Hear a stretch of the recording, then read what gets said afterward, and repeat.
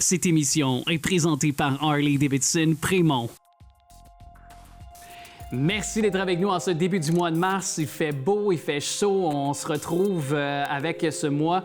Le printemps, la saison des sucres, évidemment, on veut sortir à l'extérieur et justement, pour continuer à bouger, se mettre en forme, Isabelle Dominique-Cros viendra nous parler d'applications pour se remettre en forme. Nicolas Vincent Poirier viendra nous parler aussi de cinéma, le film Tenet. Francis Galland est là pour nous parler culturel. Aussi, Kevin Roy, donc le président de la Fédération des comités de parents du Québec, viendra nous parler de cette nouvelle plateforme pour vous, les parents à l'écoute peut-être d'enfants du niveau secondaire et primaire. Vous avez des ressources mises à votre disposition.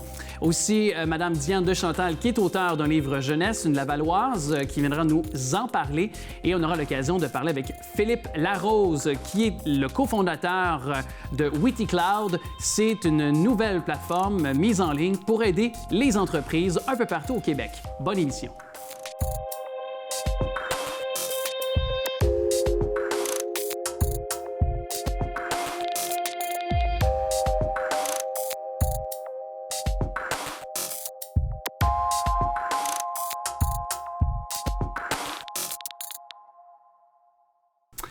Évidemment, avec cette actuelle pandémie, c'est très difficile pour tous les secteurs de l'économie, pour nos entrepreneurs, pour nos entreprises au Québec et sur le territoire ici de la ville de Laval. Et justement, parmi ces belles initiatives qui ont été mises de l'avant, c'était une idée qui déjà était dans la tête de ces créateurs, donc avant la pandémie, mais s'est mise en action durant l'actuelle pandémie, justement.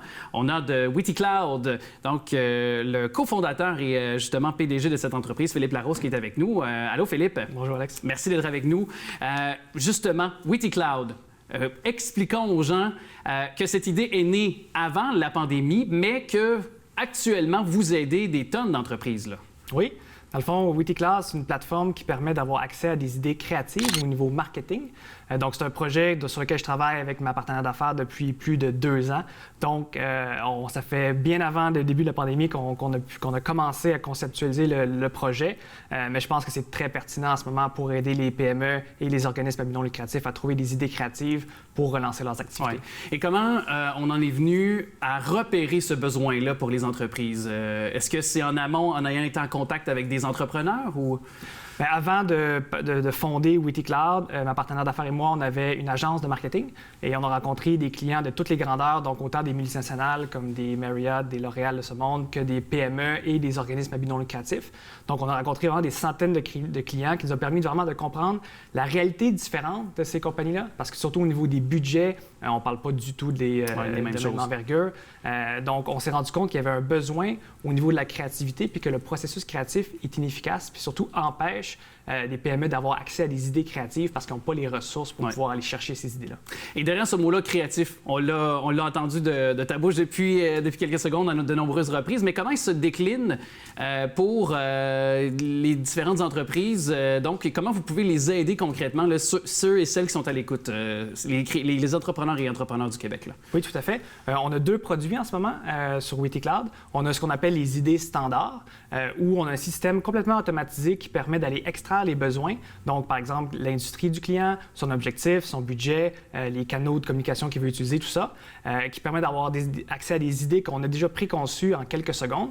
Et on a aussi le volet sur mesure, donc qui est plus ce qu'on pourrait retrouver avec une agence où le client lui va remplir un brief, dans le fond, un formulaire pour donner tous ses besoins. Et nous, notre équipe, on va créer une idée vraiment sur mesure spécifique qu'on va mettre dans son compte une fois qu'on va l'avoir terminé. Est-ce qu'il y a quelque chose, toutefois, qui, peu importe la taille, que ce soit un organisme sans but lucratif, que ce soit une entreprise, par exemple, nationale, ou bien même une PME, y a-t-il un point de ralliement que vous constatez, peu importe la taille de l'entreprise, lorsque vous les aidez ou dans ce que vous proposez? Est-ce que c'est la négligence du budget marketing? Est-ce que c'est la méconnaissance des bienfaits que peut apporter justement d'avoir des personnes bien formées sur le plan marketing dans les entreprises? Oui. Mais surtout si on s'adresse à des entreprises comme des PME ou des OSBL qui n'ont pas les ressources nécessaires pour aller engager de la main-d'œuvre qui est vraiment qualifiée. Puis souvent, par exemple, des entrepreneurs qui portent plusieurs chapeaux vont malheureusement devoir laisser tomber un petit peu de côté le marketing parce qu'ils n'ont pas le temps nécessaire pour aller chercher des idées créatives. Mais la différence, puis je dirais le point de ralliement de n'importe quelle industrie, c'est la valeur que les professionnels en marketing attribuent à la créativité parce que la recette, par exemple, pour aller générer du trafic sur un LinkedIn, pour aller générer du trafic sur un site web, on la connaît. La différence, c'est que plus l'idée est créative, plus le retour sur investissement va être grand. Donc, cette quête-là de la créativité est absolument présente dans tous les secteurs d'activité. Mm-hmm. Et je pense que, sans me tromper, avec les ressources humaines, depuis quelques années, on parle beaucoup de la qualité de vie, la qualité du travail pour peut-être contrer une pénurie de main-d'œuvre, attirer aussi la main-d'œuvre qualifiée, une rétention aussi de la main-d'œuvre. Donc, justement, je pense que c'est une des facettes qu'on doit aborder avec le marketing, bien sûr, pour rendre alléchants les postes aussi, puis faire connaître nos entreprises sur leur bon côté aussi. Oui, tout à fait. Puis, c'est vraiment un angle qu'on avait pris avant le début de la pandémie. On a une section, dans le fond, une catégorie qui est dédiée seulement au marketing de ressources humaines. Donc, comment moi, par exemple, je fais pour travailler sur ma marque employeur, pour aller attirer de la main-d'œuvre à venir travailler chez moi. Donc, on sert plus de 20 différents objectifs. Donc, ça va justement du marketing de ressources humaines au trafic en ligne, présentation de produits. Bref, on essaie de desservir le plus possible, de couvrir le plus grand terrain marketing possible. Oui, parce que c'est ça.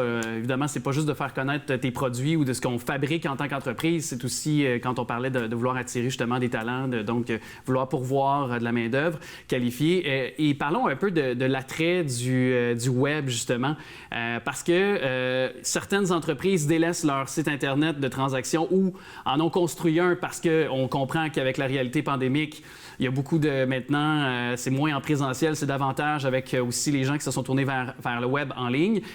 Mais sur Facebook, par exemple, d'avoir ne serait-ce qu'une page Facebook, d'investir de l'argent pour de la publicité, sponsoriser le mauvais français, mais quand même, est-ce que ça en vaut la peine de point de vue marketing, justement, de votre expertise, votre bagage, une entreprise qui nous écoute actuellement, est-ce qu'on doit miser davantage sur la création d'un système de transaction en ligne, d'un site web aussi qui va être quand même retapé puis remodelé aux normes d'aujourd'hui, ou peut-être faire un 50-50, c'est-à-dire investir pour de la visibilité sur des médias sociaux comme Facebook, Instagram et compagnie qu'on connaît, et aussi aller donc d'un revampage de notre site Internet. Quel est votre point de vue là-dessus? Bien, c'est sûr qu'en ce moment, la pandémie a chamboulé à peu près toutes les industries, là. Et surtout au niveau si on prend par exemple un restaurant qui, lui, faisait de la restauration depuis 25 ans, qui là, tout d'un coup, se tourne vers la livraison, crée un site web transactionnel pour aller prendre des commandes, mais il n'y a aucun trafic sur le site web. Qu'est-ce que le commerçant peut faire? Quelle est la valeur ajoutée, peut-être? Ça lui prend des idées pour justement pouvoir commercialiser son site web qu'il a mis en ligne. Donc, vraiment, notre produit permet d'avoir accès à des idées comme ça. Et on vient de lancer, en janvier dernier, un programme d'aide qu'on appelle, où on offre 20 idées marketing sur mesure par semaine pour toute l'année 2021. Ça correspond à un investissement d'1 million de dollars de notre part pour justement donner des outils à ces commerçants-là qui n'ont pas l'expertise ou qui n'ont pas, on pourrait dire, l'expérience de jouer dans ce nouveau secteur d'activité-là, de cette nouvelle façon de faire des affaires. Donc, ils peuvent aller sur notre site web, utiliser le code promo COVID-19 pour avoir accès à une idée sur mesure gratuitement, ce qui permet de leur donner des solutions concrètes là, qu'ils peuvent appliquer tout de suite à leur nouvelle réalité. Parmi ces solutions, quelques-unes comme ça que vous pouvez nous glisser dans le quart du temps, là, si vous voulez bien. Est-ce que concrètement, c'est justement d'y aller de publication Facebook, de se créer une page? Je sais que c'est très de base, mais il y a encore des entreprises qui nous écoutent qui n'ont pas de page Facebook, c'est encore dans les pages jaunes, certaines. Là, donc, oui. Fait que je ne sais pas si vous me pouvez me donner une solution ou deux là, comme ça, parmi celles-ci qu'on pourrait retrouver sur le ytcloud.com. Oui, tout à fait. Nous, dans le fond, on est là pour dire si le client, lui, par exemple, a un objectif très précis, qui veut, par exemple, faire de l'achandage sur son site web. Une des stratégies pour pouvoir y arriver, c'est de créer du contenu. Donc, on n'est pas là, nous, pour dire fait une campagne comme ça sur LinkedIn, on est plus là pour lui dire « Avais-tu pensé à créer du contenu de cette manière-là, en travaillant avec tel partenaire, en faisant tel type de produit pour qu'il puisse créer, dans le fond, du contenu qui, après, peut décliner sur un Facebook, sur un Instagram, sur un LinkedIn. » Donc, création de contenu, c'est un bon exemple. Est-ce que, pour un restaurateur qui n'a pas de site web traditionnel, de créer un site web, évidemment, c'est primordial. Donc, nous, on est plus là pour donner une idée créative, pour arriver à l'objectif du client. Si le client a besoin d'aide pour trouver son objectif, trouver les meilleurs canaux, il peut toujours nous contacter, puis nous, on va pouvoir lui donner les ressources nécessaires, l'appuyer également dans ses démarches. Bien, c'est avec grand plaisir. Les liens sont justement actuellement en bas de l'écran. Monsieur Philippe Larose, merci beaucoup d'être venu nous parler, PDG, cofondateur de chez WidiCloud. Merci beaucoup. Un grand merci.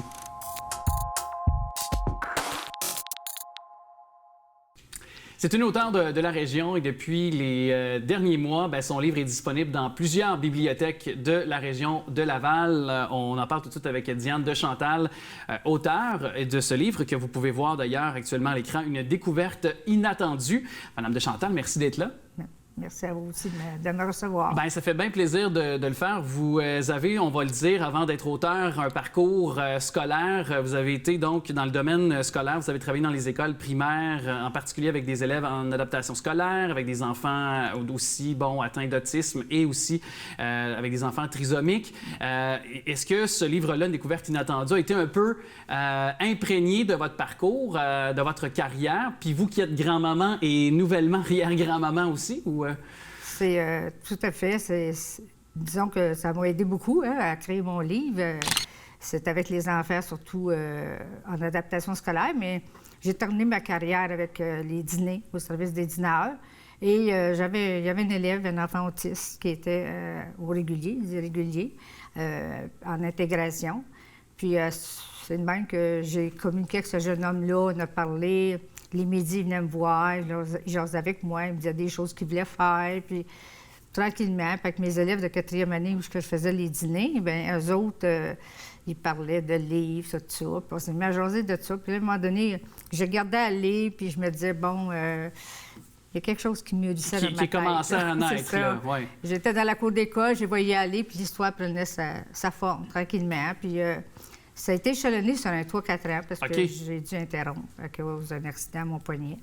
Ouais, c'est sûr que pour écrire, pas pouvoir avoir nos deux bras, nos deux poignets, ça doit être plus difficile. Là. Oui, c'est ça. C'est de réadapter ma main aussi. Maintenant, ça va pas mal mieux, là, si je dirais. Là, mais je ne suis pas une experte, mais ça me prend un petit peu plus de temps là, pour écrire mon livre, mais je le finis, je le finalise. Vous avez été au bout de votre rêve, finalement. Absolument. C'est un rêve d'une vie, écrire un livre pour bon nombre de gens qui nous écoutent. Puis, justement, pouvez-vous nous raconter un peu un résumé de votre livre, justement, qu'on peut voir encore, là, Une découverte inattendue?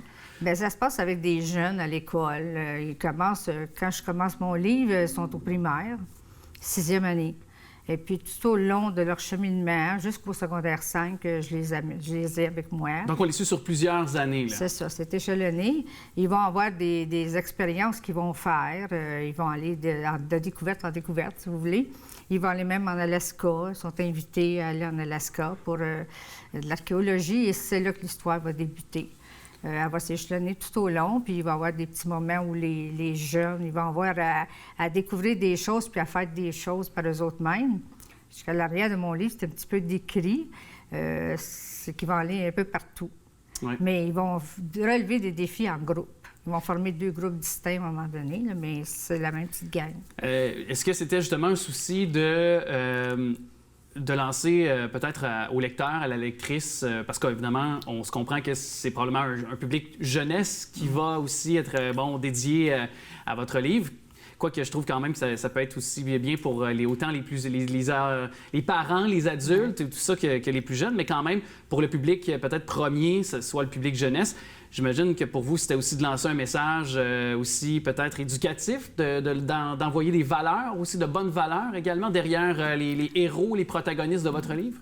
Tout à fait, parce que mon héros, dans le fond, c'est un autiste. Oui, mais c'est ça. Bon, c'est Justin, puis lui, je donne beaucoup de crédibilité parce que je me dis c'est des enfants à gros potentiel quand même. Tu sais, c'est juste qu'ils sont différents des autres, mais dans les autres mêmes, ils ont les mêmes goûts que les autres élèves, ils veulent avancer aussi. Puis c'est pour ça que j'ai mis ça en avant. Je me dis, on dit tout le temps, généralement, il y a des livres qui vont décrire les autistes, tu sais, mais au niveau d'un roman, j'ai pas eu connaissance qu'il y en a eu un. Fait que je pense que j'innove un petit peu dans le domaine. Oui. Puis les jeunes qui l'entourent aussi, tu sais, l'école, comment ça se passe, comment les jeunes s'acceptent entre eux autres, tu sais, les belles valeurs qui circulent, parce qu'il y en a des belles, puis c'est ça. Pensez-vous que, justement, tu sais, des fois, on parle de faire œuvre utile, là, justement, puis justement, ça pourrait ouvrir le dialogue, donc ce livre-là, mais est-ce que ce que vous avez constaté durant votre parcours, justement, scolaire, est-ce que les jeunes entre eux sont respectueux? Est-ce que aussi vous croyez qu'il y a quand même une ouverture d'esprit de plus en plus présente qu'il y a peut-être 15, 20 ans par rapport à la différence, je vais l'exprimer comme ça, soit la trisomie, soit on a parlé d'autisme aussi dans les dernières minutes. Est-ce qu'il y a une ouverture qui s'est faite de plus en plus grâce à la sensibilisation aussi, puis au dialogue, puis aux intervenants aussi dans les écoles, selon vous? Oui, tout à fait, parce que les jeunes, ils n'en font pas de différence entre eux autres. Ils s'entraident, ils s'aiment beaucoup. C'est très rare, moi, j'ai eu à intervenir dans des situations difficiles où que les enfants ne se sentaient pas acceptés, tu sais. OK. C'est vraiment... Parce qu'on a parlé beaucoup d'intimidation depuis une quinzaine, 10-15 ans, là, entre autres Jasmin Roy, avec sa fondation, pour ne pas le nommer, qui a été derrière un mouvement, justement. Donc, je me demandais s'il y avait eu, si vous aviez constaté quand même des incidents peut-être, peut-être de cet axe-là, ou au contraire, pour vous, il y a eu quand même de l'amélioration, puis ça se fait quand même de façon saine, les rapports entre les jeunes? Ou, Oui, les enfants, ils sont très... ils s'acceptent beaucoup, puis... ils vont défendre les autres jeunes aussi, tu sais. L'intimidation, moi, j'ai pas été tellement confrontée à ça parce que des fois, c'est nous autres, les adultes, souvent, qui vont dire des affaires, tu sais, qui vont voir la différence, mais les enfants, ils n'en font pas entre eux autres. Pas tant que ça, d'acceptation. Oui. Moi, j'ai été vraiment étonnée, puis c'est ça qui a fait que j'ai continué dans ce milieu-là parce que je les trouvais extraordinaires. Tu sais, les enfants, c'est de l'amour inconditionnel aussi, tu sais, puis de se faire accepter d'eux autres. Mais un coup que les enfants, ils s'intègrent comme ça, les autres sont tous là autour. Là, pour les accompagner puis les attirer avec eux. Parce qu'on l'a vu durant la pandémie, qui se poursuit d'ailleurs, mais la capacité d'adaptation des jeunes, hein, d'être capable de suivre les règles, de mettre les masques, de justement assurer les distances. Je pense que c'est beaucoup mieux qu'on espérait, qu'on croyait. Puis c'est finalement les personnes, je veux dire, les adultes qui ont plus de misère finalement à suivre les règles, j'ai l'impression. En tout cas pour moi, pour les jeunes que j'ai autour de moi, là, je ne sais pas si c'est ce que vous constatez, là, vous aussi, mais je pense qu'ils ont une capacité d'adaptation beaucoup plus grande qu'on croit, les jeunes. C'est ça, tu sais, des fois, c'est les adultes, c'est justement, c'est ça, les adultes, on va mettre des petites barrières, des affaires, ils n'ont pas eux autres. Là. C'est ça. Il n'y a pas de limite. Non, tu sais, puis sky is the limit, des fois, oui. je dis, là, mais l'expression est consacrée, oui. Puis je vois, comme dernièrement, j'ai travaillé avec des élèves sur un projet virtuel avec des quatrièmes années, puis justement, par rapport aux livres, là, me décrire comme écrivaine, comment ça se passait, qu'est-ce qu'on fait, comment on peut faire ça, puis vraiment, puis dans tous les groupes que j'ai faits, il y en a toujours qui aimaient l'écriture, il y en a toujours, je me disais, il y a un potentiel, puis je les poussais, tu sais, puis moi, quand j'étais jeune, j'aurais voulu que ça se passe comme ça, mais c'était pas comme ça à mon époque, là, tu sais. Oui, bien c'est ça. Puis moi, en tout cas, je me suis toujours dit ça. Je ne suis pas père encore, mais si un jour je le deviens, et de toute façon, en tout cas, j'ai du moins des neveux, et chaque fois qu'il y a une opportunité, que ce soit leur fête, que ce soit Noël, je leur achète toujours un livre. Je me dis, je ne refuserai jamais à mon enfant, si un jour j'en ai, ou à mes neveux, s'ils me demandent un livre comme cadeau, jamais je vais refuser de leur acheter un livre. Moi, personnellement, mes parents m'ont encouragé à lire, puis je pense que le savoir, tout passe par la lecture. Je pense que autant pour les mathématiques que pour écrire, que pour connaître une nouvelle langue, je pense que ça passe par la lecture. Absolument, tout à fait. Puis moi, mes enfants, c'est la même chose. Ils me disent aujourd'hui, maman, c'est toi qui nous as appris à aimer la lecture, puis à découvrir. À s'ouvrir sur le monde. Tu sais, moi, ça m'a aidé dans le vocabulaire. Ça aide, ça t'ouvre sur le monde. Tu peux faire toutes sortes de belles choses. Tu sais. Autant sur Internet, comme je dis aux jeunes dernièrement, moi, si j'avais eu Internet quand j'étais jeune, mais j'ai dit aujourd'hui, ils vont te corriger. Il y en a un qui dit, il y a beaucoup de difficultés. J'ai dit, faites-en pas, et ça corrige ces machines-là. Bien, là, exactement, oui. Nous autres, on ne corrigeait pas quand j'étais jeune. C'était pas de même. Là. Merci beaucoup d'être venue nous voir, Mme Diane de Chantal. Une découverte donc inattendue, disponible dans les bibliothèques et rapidement aussi à Rosemère, je crois. Oui, à la librairie Carcajou de Rosemère, de la place Rosemère. De la place Rosemère, donc c'est à retenir. Un grand merci de nous voir aujourd'hui. C'est avec plaisir que je suis venue. Merci.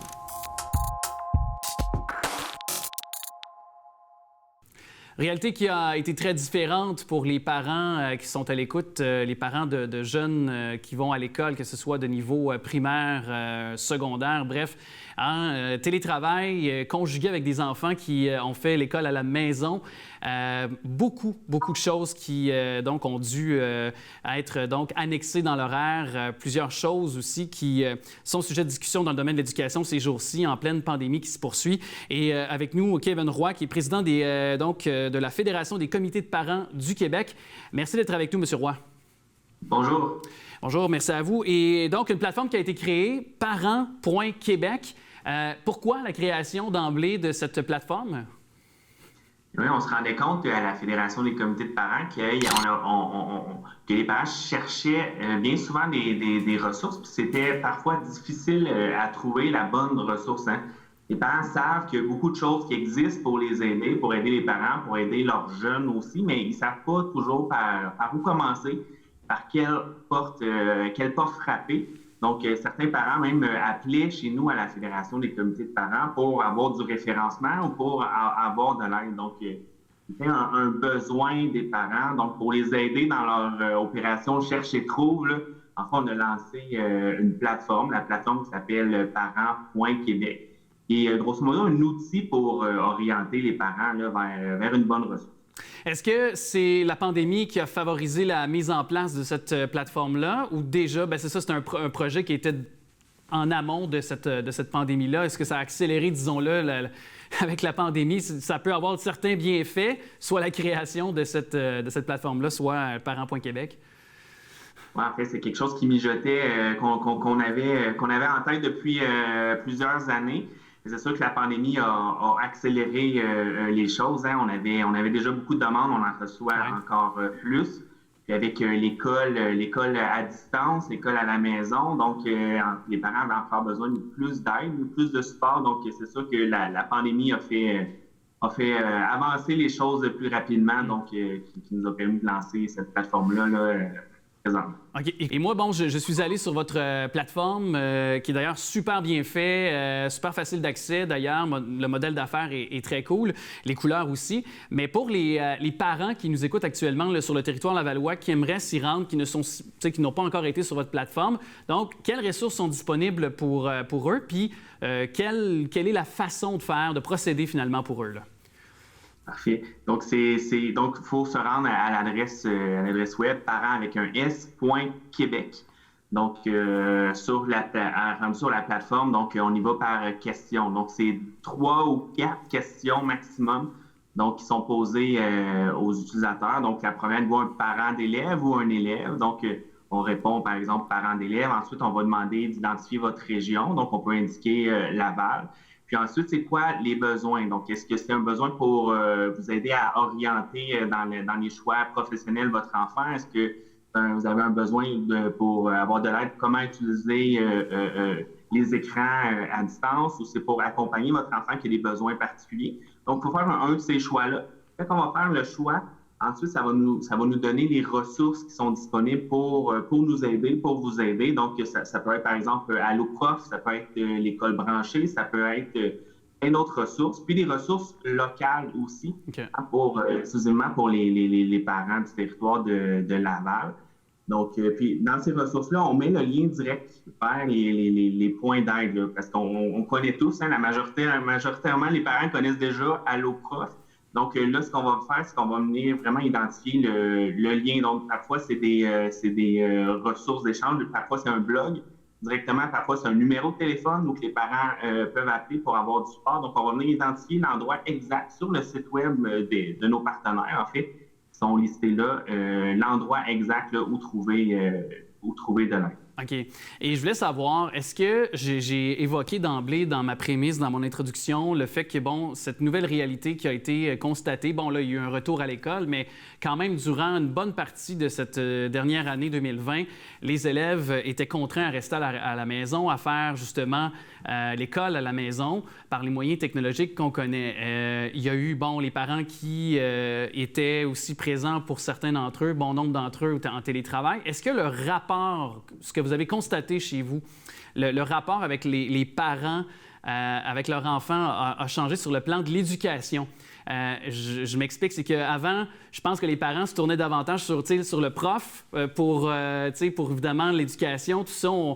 Mais là, maintenant, l'importance de l'implication du parent pour la réussite de leur enfant, il me semble que ça s'avère encore doublement plus pertinent, mais aussi probant comme constatation puis comme résultat pour leur enfant. Je ne sais pas ce que vous en pensez chez vous, mais il me semble, je ne sais pas si je gère en disant ça.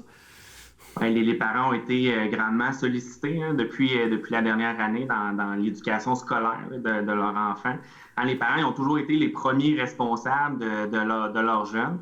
Mais là, les parents, dernièrement, depuis un an, en fait, sont interpellés à d'autres manières. Donc, à l'école à distance. Donc, on peut penser pendant les journées de fermeture là, au printemps dernier ou au moment des fêtes, là, il y a seulement quelques mois. Donc, les parents bien souvent, les parents ont fallu qu'ils accompagnent leurs jeunes, que ce soit seulement pour les aider à se brancher à distance. Donc, les parents sont vraiment sollicités. D'un autre point de vue aussi, l'implication des parents, là, ça a été reconnu maintenant que c'est un plus pour la réussite de des jeunes quand les parents s'intéressent seulement à ce qu'ils font leurs enfants à l'école ou dans n'importe quel domaine, ou quand les enfants voient leurs parents impliqués physiquement à l'école. Ou autrement, là, quand on peut, en tant que parent, se rendre à l'école. Donc, ça apporte toujours un plus à la réussite des enfants. Les enfants le voient aussi, ils voient leurs parents s'impliquer. Donc, ça donne... les enfants peuvent se dire, par exemple, ça doit être important si mon parent, mon papa, ma maman s'implique. Donc, c'est important à l'école pour eux, donc ça devrait l'être pour moi aussi. Donc, oui, bien sûr, l'implication des parents là, à l'école, à tous les niveaux, en fait, elle a changé dans la dernière année. Ouais. C'est important. Bien, justement, il nous reste peu de temps, mais environ une minute, mais je veux quand même vous entendre sur le futur, justement. Donc, cette implication-là, je vais dire, ce sera le côté positif de la pandémie. L'implication des parents pourrait rester dans le futur, peut-être même se bonifier? Exactement. Donc, je pense que les parents, oui, justement, ils ont été sollicités. Donc, oui, en fait, ça va peut-être donner de l'importance au rôle des parents aussi dans l'école. Donc, il y a plusieurs moyens de s'impliquer pour les parents. Donc, que ce soit un OPP, un organisme de participation des parents à l'école, que ce soit sur les conseils d'établissement, les comités de parents. Donc, il y a plusieurs façons de donner notre temps en tant que parents à l'école, puis c'est souvent très gratifiant pour les parents. Donc, on a un retour là, en tant que parents sur ces investissements-là en temps qui sont faits là, à l'école de nos enfants. Puis merci d'y contribuer avec votre fédération, donc la Fédération des comités de parents du Québec. Je rappelle la plateforme qui est toute nouvelle, parents, parents avec un S bien sûr, .Québec. Monsieur Kevin Roy, vous en êtes bien sûr le président de cette Fédération des comités de parents du Québec. Merci beaucoup de nous avoir parlé. Merci, bonne journée.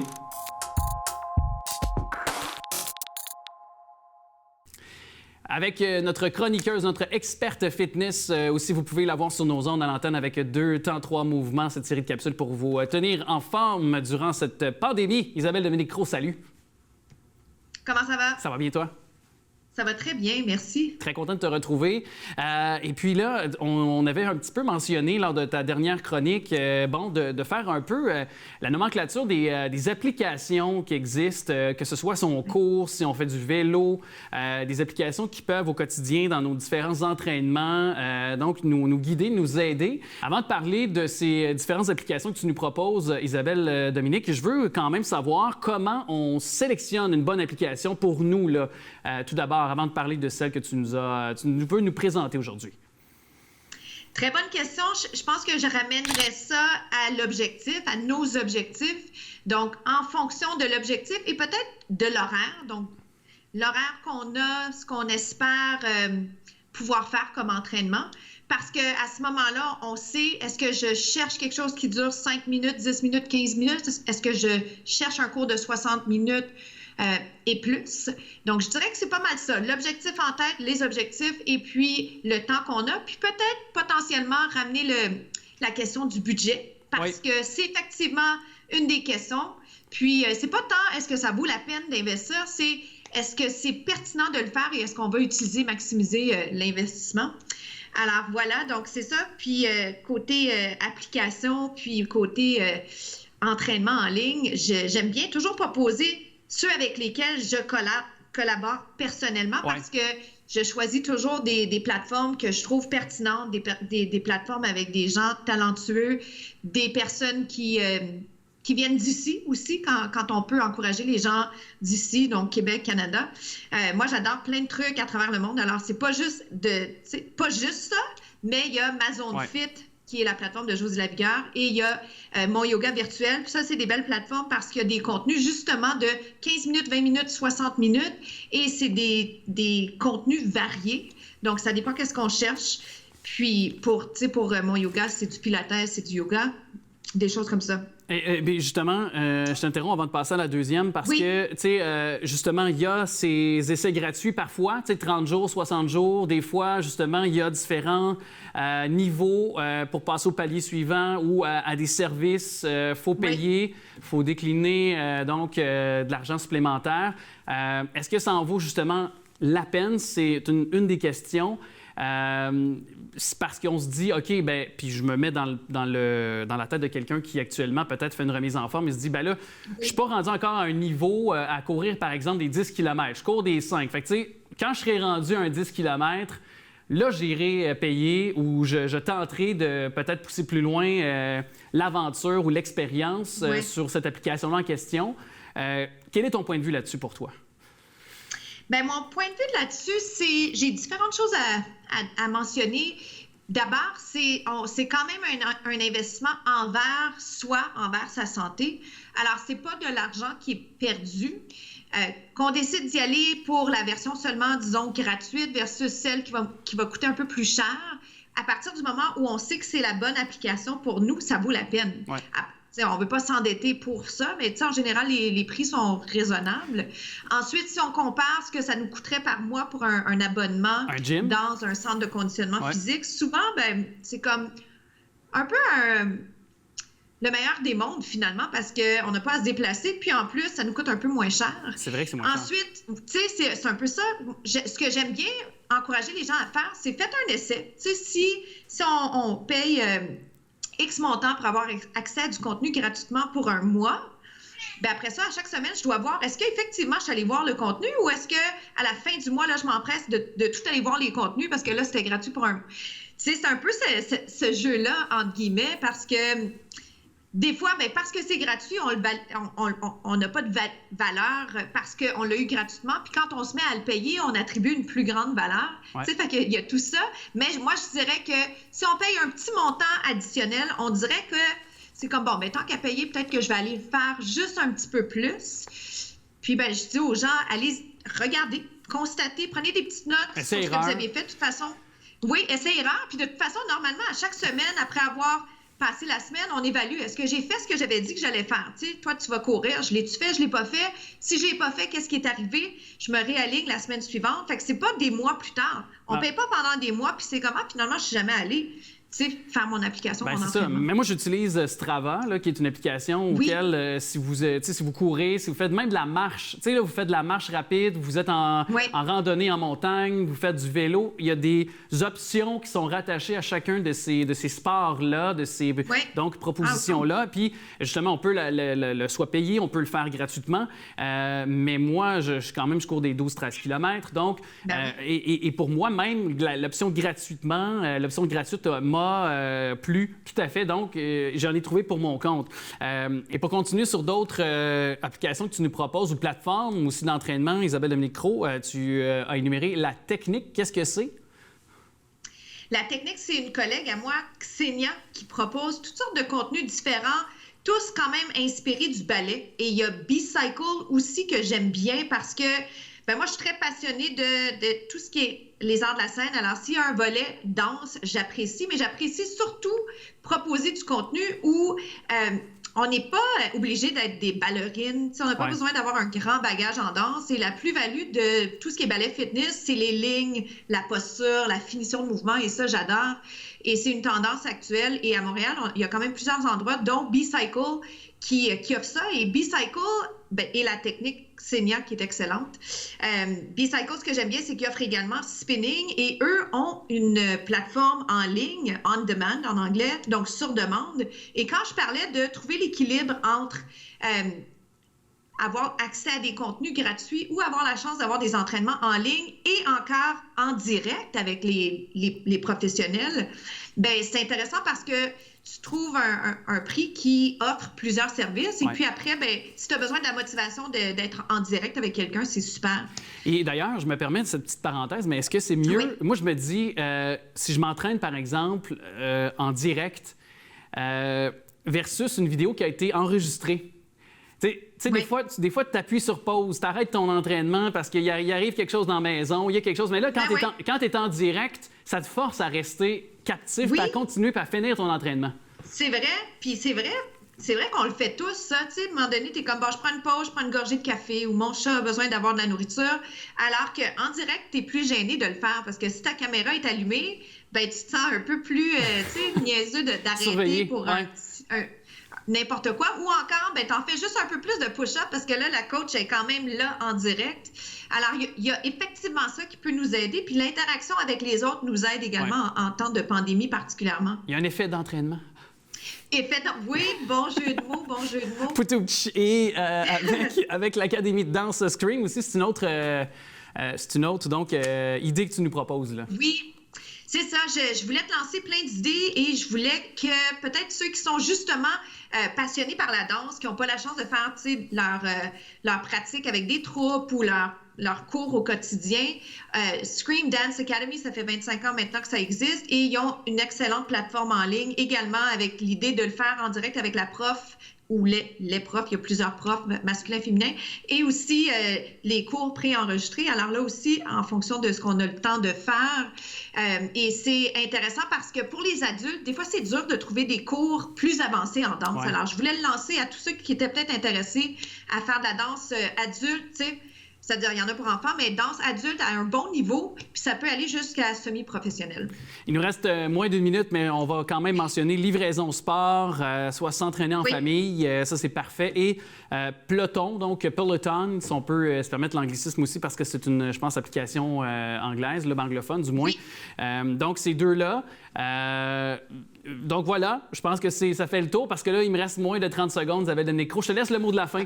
Vas-y. Parfait. Oui, Peloton, c'est super. La musique, c'est les artistes originaux, exceptionnels comme talent. C'est une belle plateforme. On va l'avoir au Canada aussi bientôt et peut-être que je serai de celle sur cette plateforme. Livraison Sport, c'est un nouveau concept. Je suis également associée à ce projet-là.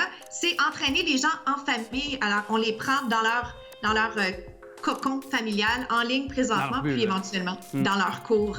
Voilà. Avec grand plaisir, merci, puis on s'entraîne, on s'en va courir. Oui, on s'en va courir. Merci.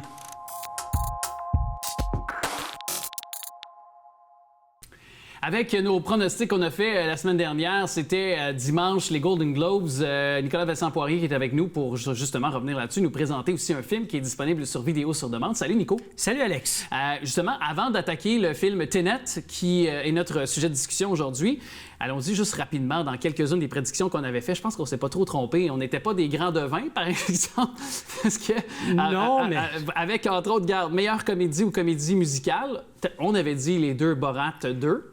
Oui, et finalement... C'est les vainqueurs. Meilleur acteur dans un film dramatique, moi, j'avais évoqué Chadwick Boseman. Je pense que tu étais d'accord, d'ailleurs, pour Chadwick avec le blues de Ma Rainey. Je m'en rappelle plus du tout. Probablement. Je pense que tu avais évoqué Gary Oldman avec Mank aussi. Gary Oldman, c'est toujours lui. S'il est en nomination, c'est pas compliqué, je vote pour lui. Mais là, c'est à titre posthume qu'on peut le dire. Mais quoi qu'il a fait une brillante performance pour avoir vu le film sur Netflix, mais quand même... Chadwick Boseman, donc, l'a emporté à titre posthume. Et meilleur acteur dans une comédie, encore là, Sacha Baron Cohen. C'est une évidence. Pour Borat, oui, tout Ouais, à fait. pour Borat, Ça, on l'avait eu tous les deux. Tout à fait. Évidemment, il y a d'autres catégories, mais je veux qu'on, évidemment, se concentre sur notre sujet de prédilection, soit celui de Tenet, film qui a été lancé, rappelons-le, avant l'arrivée donc de l'automne, donc avant la fermeture massive de toutes les salles obscures partout à travers le monde, mais évidemment l'Amérique du Nord. Donc, il y a eu quand même l'opportunité de gens de les voir en salle, au cinéma. Maigre récolte au box-office. Ah, ce film-là, c'est terrible ce qui est arrivé à ce film-là. Est-ce que c'est une des pires déceptions de l'année? Je pense une... Oui, mais en même temps, c'est dû à la COVID, entre autres. Là. Oui, mais en même temps, je le vois sur 2 points. C'est que oui, la COVID, peut-être, mais en même temps, les critiques n'ont pas été élogieuses. Tu t'attendais à plus. Je m'attendais en tant que cinéphile et de Christopher Nolan à davantage parce qu'on nous dépeignait, on a mis de la pression sur ce film-là, les attentes étaient élevées avant même la sortie du film en nous disant que c'était le film de l'année, que c'était du grand brio, du Christopher Nolan comme on ne l'avait jamais vu. Oui, tout à fait. Et là-dessus, moi aussi, j'ai été un petit peu déçu, mais je pense que j'ai une explication. Pourquoi est-ce qu'il y a tant de gens qui ont été un petit peu déçus par ce film-là? Mais si on revient un petit peu en arrière, OK? Tenet était censé sortir l'été 2020. Il y a eu la COVID est arrivée. Et quand le film est sorti un petit peu après, pour Hollywood, c'était censé être le film qui allait relancer les salles. Et finalement, même si le film est le 5e au box-office mondial avec 363 millions de dollars, avec un budget de 200 millions, le film a quand même perdu de l'argent finalement. Ouais. Et pour ceux qui ne connaîtraient pas l'histoire, c'est l'histoire d'un personnage qui s'appelle le protagoniste, interprété par John David Washington. Fils du fameux Denzel. Oui, et ce qui se passe, c'est que son personnage a une mission toute simple, empêcher une 3e guerre mondiale qui va se produire dans le futur. Et évidemment, tous ceux qui ont vu la bande-annonce, le concept du temps là-dedans, il y a beaucoup de trucs qui sont à l'envers. Je ne veux pas trop en décrire sur le film pour pas vendre de punch. Mais ce film-là, Christopher Nolan, ça fait 20 ans qu'il l'a dans sa tête. Ça fait 10 ans qu'il essaie de développer vraiment le concept et il a passé 5 ans à l'écriture du scénario. Et finalement, pourquoi est-ce que... mais c'est ça, mais est-ce que le fait que ça a pris autant de temps à développer, c'était pas annonciateur aussi d'un certain échec?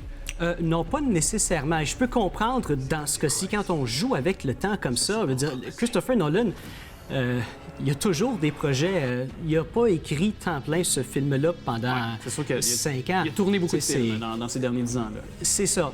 Mais je te dirais que Christopher Nolan, ce qui est bien avec lui, c'est qu'il y a une grande liberté à Hollywood. Il n'y a pas beaucoup de gens qui ont 200 millions de dollars pour faire quelque chose de nouveau, un nouveau concept. D'habitude, 200 millions, c'est basé sur quelque chose que les gens connaissent déjà. Donc, Nolan... On prend pas de risques d'habitude, autant que ça, finalement. Hollywood ne prend pas beaucoup de risques avec leurs blockbusters. Et Nolan, c'est vraiment l'exception. On pense à Inception, qui a aussi coûté une tonne d'argent, mais qui a rapporté tellement aussi... Et les critiques ont été au rendez-vous aussi. Tout à fait. Et là, finalement, je pense, avec toute la liberté qu'on donne à Christopher Nolan, c'est très bien pour ça. On a droit à des films qu'on n'aurait pas eu sinon. Mais en même temps, le gros problème là-dedans, dans le scénario, c'est que le film est basé sur un concept et non des émotions. Mm-hmm. Et ce que je veux dire par là, c'est que n'importe quel personnage dans un film, la meilleure façon de bien réussir un personnage pour que le public l'apprécie, le personnage doit avoir 2 buts. Un, visible. C'est quoi le but visible? C'est je dois empêcher le méchant de faire peu importe quoi. Et dans ce but-là, il faut que le personnage ait un intérêt. Dans le cas du protagoniste, oui, c'est bien sûr, il veut empêcher une 3e guerre mondiale dans le fin du monde, futur. Littéralement, oui. Et ce qui fait vraiment toute la différence, c'est le 2e truc, c'est le but invisible. Et justement, parce que moi, des critiques qui revenaient très souvent, c'était un film qui était froid. C'est ça. Et moi, effectivement, en tant que cinéphile, j'ai trouvé que c'était froid et que c'était fort. Le son était fort, la musique était forte, mais ça m'éloignait de l'intrigue, ça me sortait. C'est ça. Le film était long aussi, ça c'est une autre affaire, mais de façon plus peut-être importante, les choses qui m'ont dérangé le plus, c'est davantage le son qui était fort, la musique. Et ça me sortait complètement du film. Là. Ça, c'est un choix au niveau de la réalisation, bon, au niveau de la musique. Mais justement, quand tu dis froid, dans le but visible, le personnage ne doit pas juste avoir, je sais pas, sauver le monde. Il faut qu'il y ait quelque chose de personnel. Une quête personnelle, oui. Un enjeu personnel qu'on voit. Ce qu'on appelle le côté dramatique. C'est ça. Mais là, le but invisible, ça, c'est quelque chose qu'on peut comprendre entre les lignes, mais qu'on ne voit pas. Exemple, je sais pas, un personnage qui doit sauver le monde, mais en même temps a des problèmes d'alcool, on va dire. Ouais. Ou avec sa femme, c'est... Ou avec sa femme. Ou fixe, par exemple. C'est divorce, ça. par exemple. C'est ça. Et tout ça vient d'un problème personnel interne qu'on comprend sans que ce soit dit. Et tout au long du film, le personnage, il va avoir une quête personnelle pour changer ce côté-là de lui et à la fin, il va réussir. Donc, ce côté-là qu'on ne voit pas, mais qu'on comprend entre les lignes, n'est pas dans Tenet. Et en plus de ça, même les films où il y a un ennemi, par exemple, le méchant, le fameux méchant, là, les films auxquels on aime, qui sont passés à la postérité, qui sont des standards dans le domaine du cinéma, on s'est attaché même aux méchants. Parce que le personnage, l'acteur ou l'actrice a rendu le vilain ou la vilaine autant une espèce de relation amour-haine. Là, a réussi à nous le rendre quand même sympathique. Donc, dans le côté, comme on parlait tantôt, tu disais, cette espèce de chose qui est invisible. Même le vilain ou la vilaine, dans ces bons films-là, autant que le bon, ont cette aura-là, cet esprit-là, finalement. Tu prends n'importe quel film de Marvel, admettons. OK, oui, c'est des super-héros. On ne peut pas s'identifier à aucun de ces super-héros-là.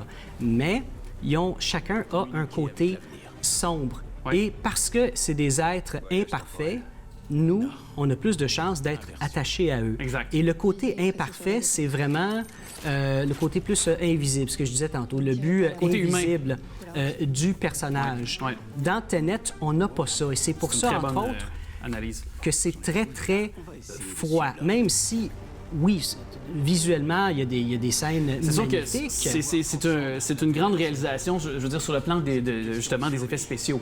Et justement, tu dis les effets spéciaux, eh bien, c'est un des films de Christopher Nolan qui a eu le moins besoin d'effets spéciaux par ordinateur. C'est des effets qui ont été faits sur place, là. Donc, il y a des scènes où les gens ont appris à se battre, normalement, mais aussi à l'envers pour les besoins du tournage. Et même chose pour les cascadeurs, une poursuite en auto, ben oui, il y a des moments, ils ont conduit à l'envers, ils font la cascade une fois dans le bon sens et une fois dans le sens inverse. Et ça, au niveau de la réalisation, que Christopher Nolan ait pu faire ça, la précision, c'est incroyable. La précision des scènes, la précision des cascadeurs, la précision des acteurs, effectivement, ça c'est de niveau très relevé.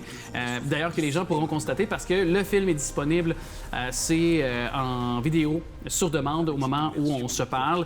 Puis c'est un film qui n'a pas été nommé aux Golden Globes et qui n'a pas été nommé aux Oscars non plus. Non, mais pourtant, ça aurait dû pour les effets spéciaux. Et juste le Boeing qui rentre dans le hangar. Dans n'importe quel film hollywoodien, on aurait fait ça par ordinateur. Non, ils se sont rendus compte que c'était moins cher acheter un vrai Boeing puis le faire rentrer dans... C'était plus économique, ils l'ont fait pour de vrai. Ah oui. Ah non, je sais, mais encore là, on en reparlera, mais il y a beaucoup de films dû au manque de sorties de films en salle. Il y a beaucoup de films qui se sont retrouvés en nomination aux Golden Globes, justement, et même aux Oscars, qui n'auraient peut-être pas été nommés s'il y avait eu autant de sorties. Les sorties prévues n'avaient pas été repoussées. Un grand merci de nous avoir parlé. Merci, Alex.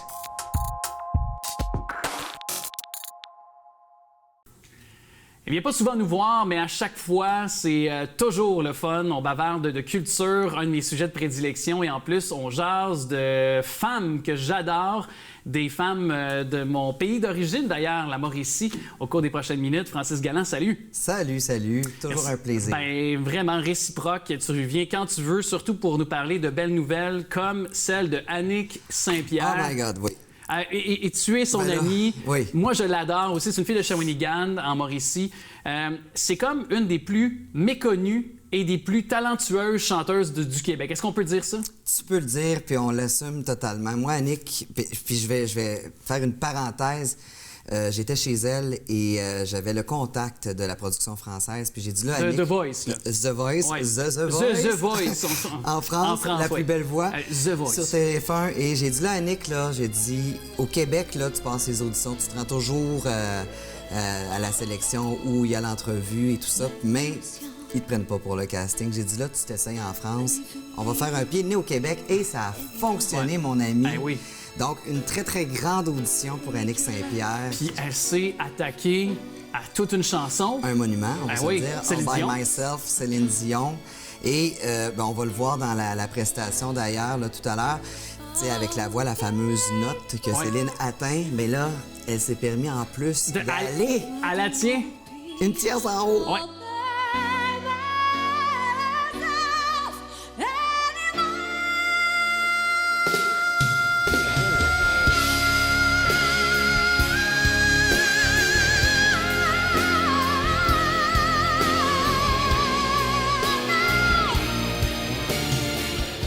Es-tu capable de faire ça, toi? Ben là, on le fera pas aujourd'hui, non. Non, mais pour vrai. Je veux non. dire, si t'es un chanteur, t'aurais peut-être pu nous en faire un exemple, je sais pas. Ben là, je pourrais t'en faire en votre tête, mais pas en pleine voix comme ok. Annick Saint-Pierre. Mais Annick, c'est une voix extraordinaire. Ouais. C'est une de nos grandes voix. Elle était choriste au pour Québec. bon nombre d'artistes aussi, précisons-le. Là. Puis moi, ce que j'aime beaucoup d'Annick Saint-Pierre, c'est que, puis peu de gens, peut-être vont la connaître, de un, mais de deux, c'est qu'elle a son école de au chant. coin des artistes. Et oui, et elle a beaucoup formé de jeunes qui ont fait ce métier et qui sont passés, par exemple, par La Voix au Québec. Au Star Academy comme Joanie Goyette, Oui, qui est exact. aussi de votre région. Oui, Ouais. exactement. Donc c'est important de le mentionner parce que c'est comme à son tour de recevoir. retour de l'ascenseur, elle Oui, est de arrivée. recevoir parce qu'elle a tellement donné. Oui. Et ça, je trouve ça le fun de voir ça. Ah, Vraiment. absolument. Puis, tu sais, il n'y a pas d'âge pour réaliser un rêve. Et là, Annick, son rêve, c'était un jour d'aller chanter en Europe et aussi faire The Voice ou La Voix.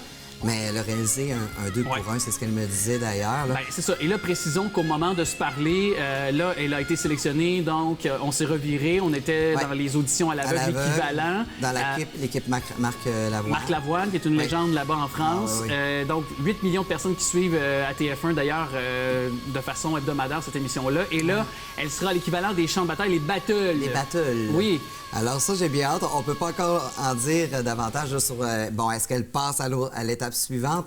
Mais moi, mon petit doigt me dit, tu sais, avec Annick, hein, Ouais. c'est une bombe. Ah, c'est- C'est puis- une dynamite, Ouais. un talent extraordinaire. 47 ans, il faut le faire quand Oui, même. puis tu sais, Annick, elle a un parcours extraordinaire. C'est une fille disciplinée, multidisciplinaire. Elle danse, elle fait de la comédie musicale, de la revue, plein de trucs. Ouais. Elle a plein de productions. Elle chante aussi en revue Top 40. Elle fait plein de choses. Et aussi, dans les dernières années, elle a eu une perte de poids, mais majeure.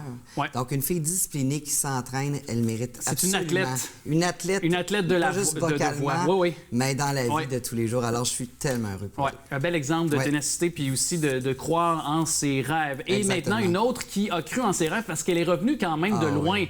Marie-Luce Belland, dernière édition de La Voix.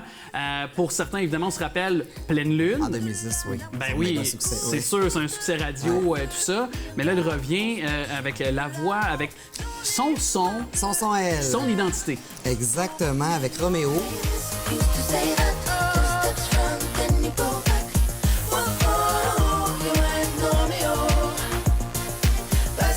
Une autre athlète, hein, tu sais, Ouais. Marie-Luce, qui est très, très, tu sais, dans la forme et tout ça. Donc, Marie-Luce, qui se dévoile aussi sur son site web, on la voit souvent avec des photos un peu... Plus tu sais, artistique, oui, mais en même temps, Elle étant ose, sensuelle. mais très Femme. sensuelle, mais très femme et très de goût aussi. Ouais. Puis Marie-Luce, avec Roméo, revient avec un son. Elle vient de signer avec les disques Phoenix aussi. Donc, c'est prémisse à un album. Il y a déjà des chansons en ouais, ouais. chantier. Ouais. J'ai hâte, parce que moi, je l'aime. Puis c'est toujours des fous rires avec Marie-Luce. Moi, c'est une fille que j'adore. Hey, une femme de caractère. On va se le dire comme ça. Le Roméo, là, si justement il y a un gars qui veut parce que là, elle n'a pas de Roméo, elle me le dévoilait en entrevue, mais si tu veux être son Elle a Roméo. une fréquentation, mais elle n'a pas encore trouvé son Roméo. Fait que justement, tant que t'as fréquentation, c'est pas un couple. C'est pas un couple. Fait que c'est ça. Il y en a qui ont des différentes façons de voir les fréquentations, mais si tu veux devenir son Roméo, moi, je te confirme. Attelle-toi. Oui, vraiment, il faut que tu aies du caractère. En dedans. Oui, mets tes balles sur la table. Ouais. OK, ils disent no pads, no helmet, just balls. Mais ça, c'est une autre affaire. Bref, tu veux nous parler aussi de Sophie Pelletier. Ah oui, la belle Sophie. Moi, c'est une autre fille que j'aime beaucoup. Et Sophie, ben, c'est une fille authentique, intègre. Hein? Tu le sais, tu Ouais. la connais. Ben, là, elle vient de présenter un nouvel extrait, La Rivière. Elle avait lancé un mini-album, en fait, en 2020. Il y a 3 extraits qui ont beaucoup roulé dans les radios du Québec. Mais là, La Rivière se positionne très bien dans les radios en ce moment. Je suis déjà ailleurs. Une chanson très authentique, très personnelle à Sophie, qui parle un peu de la rivière Ouelle aussi, de son enfance, donc des souvenirs d'enfance. Puis Sophie, ben même la pochette, j'ai trouvé, c'est sans artifice, c'est vraiment à elle, c'est magnifique. Puis c'est quoi, je l'ai senti un peu un retour après avoir un peu délaissé le son folk rock du début. Elle avait tourné à ses amours. Ben, elle avait tourné un petit peu vers, quand tu parlais 2020, un peu électrique, ouais, un peu, électro, électro. dansant un peu. Ouais. Et là, elle revient à ce qu'on avait découvert d'elle avec Sarah sans sourire, un côté plus abrasif un peu, plus rentre dedans un peu, tu sais, une Qui Sheryl. va bien. Ouais. C'est ça, c'est Sophie Ouais. Pelletier. J'aime faire le penchant Sheryl Crow, mettons. Ouais, Folk ouais, rock j'aime un ça. peu, là. J'ai trouvé que ça avait. avec toi. Ouais, sur le penchant qu'on peut faire. Et là, tu veux nous parler de Karine Sainte-Marie. Ben oui, Karine Sainte-Marie, chanteuse populaire qu'on connaît bien, Karine, avec la chanson Get Up. Ouais. Qui a été un beau succès radio. Et là, ben, elle s'associe avec Martin Bilodeau. Je ne sais pas si tu connais Martin Bilodeau. Non, ben, justement, tu vas m'instruire là-dessus. OK, donc si tu veux devenir zen, il faut que tu t'abonnes à la page. J'ai abdiqué, ça fait longtemps. Pas capable de devenir zen. Donc, à part prendre une bière Ouais. pour devenir zen, Ouais. on peut méditer. Oui. Et Martin Bilodeau est un expert yogi, un conférencier, quelqu'un qui a beaucoup d'études, beaucoup de connaissances OK. dans la croissance personnelle, la croissance peut-être? personnelle, exactement. Et là, Karine Sainte-Marie... Tu montais le chest, me disais, d'après moi, c'est pas ça que tu veux me dire. Là. Non, c'était le cœur. C'est le c'était cœur, l'âme. OK, c'est ça. Je cherchais le mot. C'est ça. Et Karine Sainte-Marie, présentement, est au Nicaragua avec... elle a été dans une retraite. Oui. Elle est beaucoup dans le... C'est spirituel, hein? Oui, le spirituel. Elle est très, spiritualité, la spiritualité, exactement. Elle est dans une quête de ça aussi pour devenir, je sais pas, peut-être maître pour faire ouais. des... Mais c'est parce que ça tombe retraites. à point. C'est le fun que tu nous en parles parce qu'il y a beaucoup de gens qui se sont tournés vers la méditation, Oui. vers le yoga, vers Exactement. ces jours-ci, tu sais, avec l'anxiété, la société anxiogène. Je pense que ce que tu nous proposes, ça arrive à point. Mais ça arrive à point avec la pandémie, comme tu dis. Et les gens ont besoin de ça. Donc, Karine et Martin vont s'associer ensemble. Lui, pour son côté, le yoga et tout, toutes ses conférences. Ouais. Et elle, du côté de la chanson. Donc, elle s'en va un peu vers cette chanson-là, spirituelle. Et le 25, 26, 27 juin prochain, au Centre Kiou, dans les Laurentides, ben, ils vont donner à un groupe limité de 20 personnes des ateliers conférences et avec de la sonothérapie. Donc, Karine va s'occuper de ça. Il va y avoir des musiciens. Elle va chanter aussi des chants sacrés, des méditations. Donc, un beau projet ensemble. Donc, quand on allie la chanson avec toute la spiritualité et la méditation, je pense que ça va faire des petits et on va en entendre parler. Je pense que oui, puis c'est une femme qui est ouverte aussi sur le monde. extraordinaire, ouais. Elle a beaucoup voyagé, donc a été à même, de par son expérience, son contact avec de nombreuses cultures, je pense, c'est bien placé pour justement transmettre son savoir. C'est mon ami personnel. On fête nos fêtes en même temps. Là, On les nous autres, à salue. chaque année. Alors, on te salue, mon petit On poisson. la salue. Ouais. Avec grand plaisir. Ah oui, certainement. Ben, un grand merci, Francis, d'être passé Ouais, te ça voir. fait plaisir.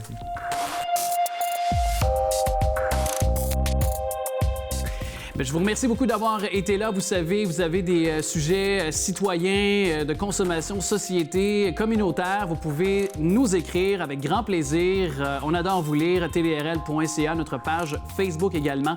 Très facile à trouver sur le média social dans la barre de recherche Facebook. On remercie également les membres de l'équipe, donc à la recherche Manon, aussi à la réalisation Alain et aussi Dan et Dan qui sont nos 2 caméramans. Et je vous rappelle, tous les dimanches 9h30, notre bingo TV Laval, cette semaine, 4 000 $ qu'on vous remet, dont 3 000 $ pour la carte pleine. Allez, je vous dis à très bientôt.